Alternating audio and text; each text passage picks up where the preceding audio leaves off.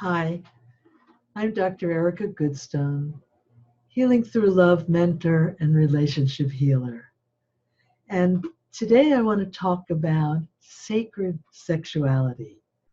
I was just interviewed for a summit by that name, and I just love what happens when I talk about this topic. It brings up so much about who we are as spiritual beings and as loving people put on this planet to love.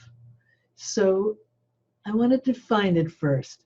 Sacred sexuality acknowledges that our life force and our sexual energy originate from the same source. It's an expression that we feel of awe and wonder, and that happens in any culture because it is so beyond just our physical body. It's not necessarily a peak sexual experience. What it is really being me and really being you in connection with each other. Deep, deep connection of our essence. Your sexuality is really your essence. And that's why it's so important to be able to express it fully. So, one of the things that affects sexuality is touch. And I've studied for decades about the healing power of touch. There's one gene that is only turned on through gentle touch. Through gentle touch, when we are touching to really feel and to really connect, not to do something, not to create something and do something, but just to feel for ourself, touching ourself or touching another person in that loving way, we open up something. There's a gene that gets turned on. There's an openness that the person feels, and it starts to affect the brain to calm down. Studies have been done at the Touch Research Institute where they found that just sort of touching a pet or a grandparent touching a grandchild or just two people touching can lower your blood pressure and has so many physiological benefits.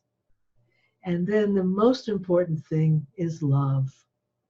When we understand love, we don't react so strongly if someone behaves in a negative way.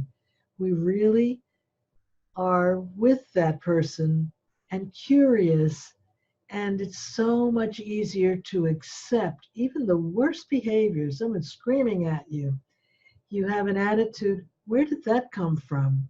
I wonder why this person feels that way.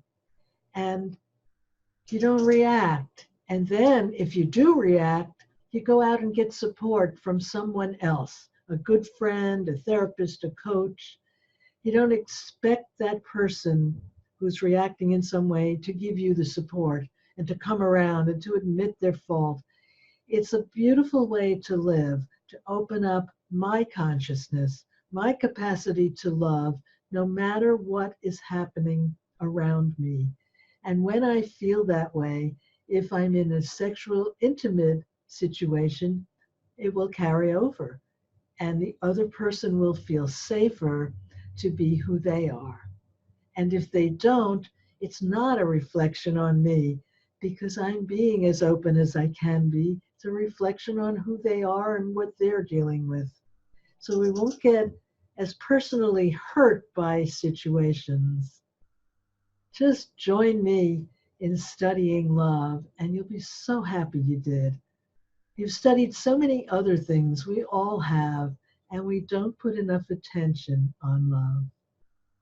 So I'm inviting you to join my webinar, Everything You Always Wanted to Know About Love, coming soon. Or else you can stay, keep checking your emails, and watch the next video that'll come out soon.